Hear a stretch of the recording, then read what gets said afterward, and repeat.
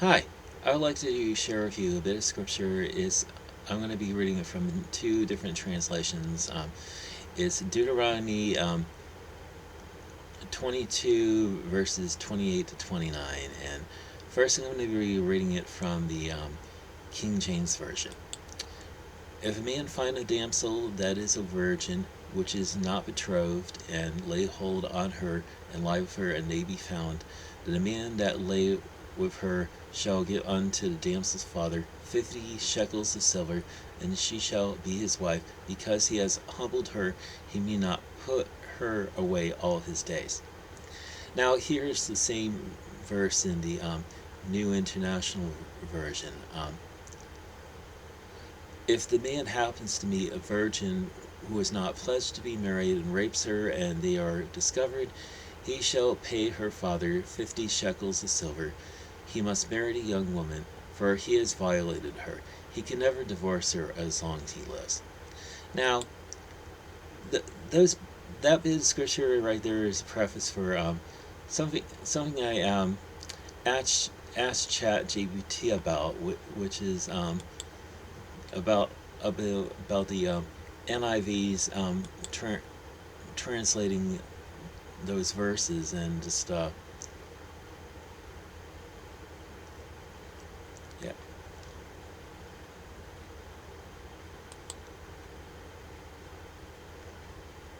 Okay. The question I asked is, did the NIV mistranslate Deuteronomy 22 verse 28?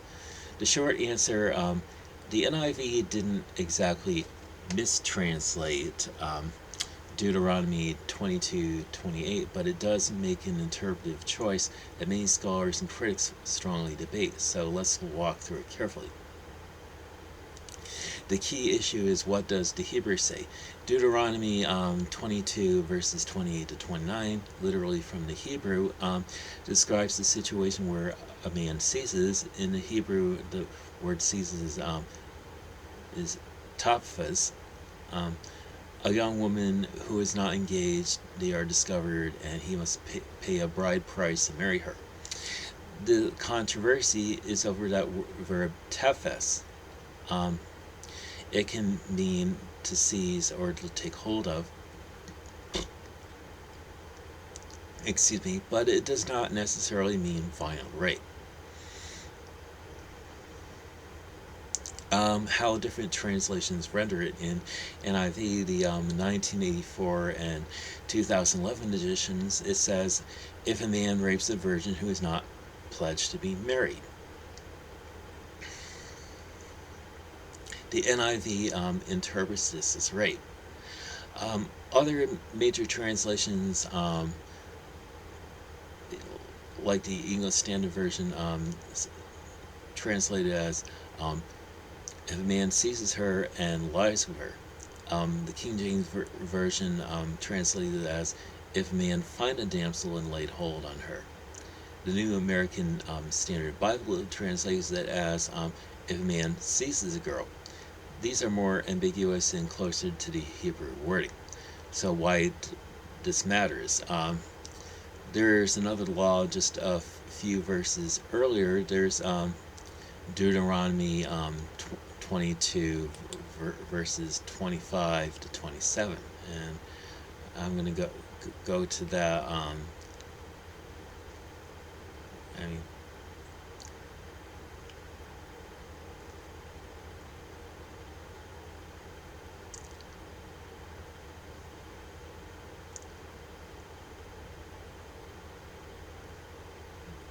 okay.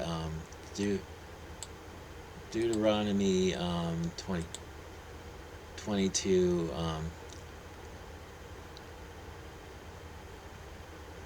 Okay, 25 to 27.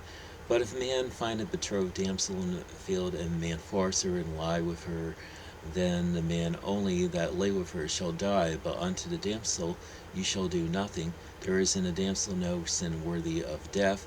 For as when a man rises against his neighbor and slays him, even so is this matter. For he found her in the field, and the betrothed damsel cried, and there was none to save her. Um, that clearly describes a violent rape. That uses a different Hebrew verb, chazak, to overpower the force, and punishment is death for the man. So here's the big scholarly debate. View 1, this is rape, the NIV's view. Seizes implies coercion, so the NIV translates the meaning rather than the literal word. View 2 is this is seduction or premarital sex, since a different word is used than in the rape passage. The punishment is marriage plus fine, not death. Many scholars connect this passage to Exodus 22 verses 16 to 17.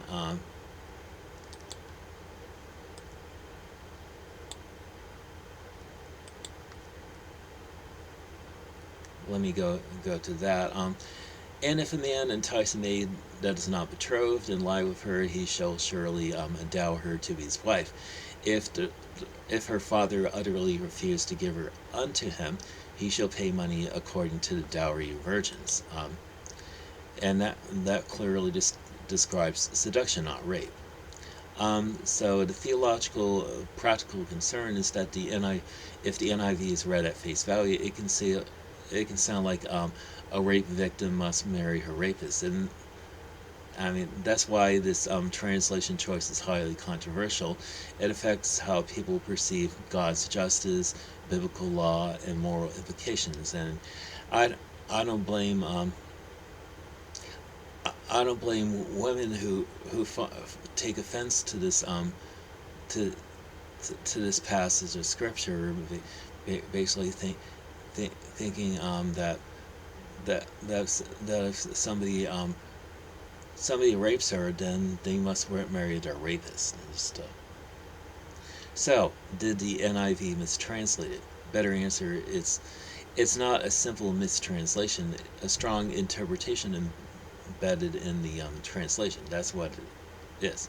Um, the NIV translators likely believed the situation involved coercion, but the Hebrew text itself is less explicit, and many scholars think the NIV goes too far in certainty. So, a more neutral understanding, a safer rendering might be if a man takes hold of a young virgin and they are found, then let the context and interpretation determine was it rape or was it consensual but illicit. So the bottom line is that NIV leans toward interpreting the passage as rape. Other translations leave it ambiguous, and the Hebrew itself does not clearly settle the issue. So to understand Deuteronomy 22 verses 28 to 29, you really have to zoom out and see it inside its legal and cultural framework, not as a standalone verse. Here's the immediate context. This whole section is a case law unit in dealing with sexual situations involving unmarried or betrothed women. In verse 22, which is talk about adultery, both die. In verses 23 to 24, which is talking about consensual sex with a betrothed woman, both die. In verses 25 to 27, which is talking about rape of a betrothed woman, only the man dies. In verses 28 to 29, which is talking about a man and unbetrothed virgin, there is a fine plus marriage. So verses 28 to 29 is not isolated, it's the fourth scenario in a structured list. So here's the key difference: betrothed versus unbetrothed. In ancient Israel, a betrothed woman is legally tied to a husband, almost like marriage, but an unbetrothed woman is still under her father's household authority. That difference changes the legal category. Violating a betrothed woman is treated like adultery, which is a capital offense. Involving an unbetrothed woman is treated more like a family economic violation. So the cultural reality behind the law is that This law reflects an ancient Near Eastern honor shame society where a woman's virginity was tied to family honor, marriage prospects, and economic security. If that was taken away, she could be socially stigmatized, unable to marry, and be financially vulnerable. So the law is trying to address what happens to her future now. So the function of the law. Um, Deuteronomy 22:28-29 requires a man to pay 50 shekels of silver, a substantial bride price, marry her, and never divorce her. So, in context, this does three things. This punishes the man financially, it forces lifelong responsibility, and it secures the woman's future in that society. This is sort of like shotgun marriage. In modern society is basically it's basically on the birth of the concept. You break it, you buy it. In this case, you you deflower an unbetrothed woman.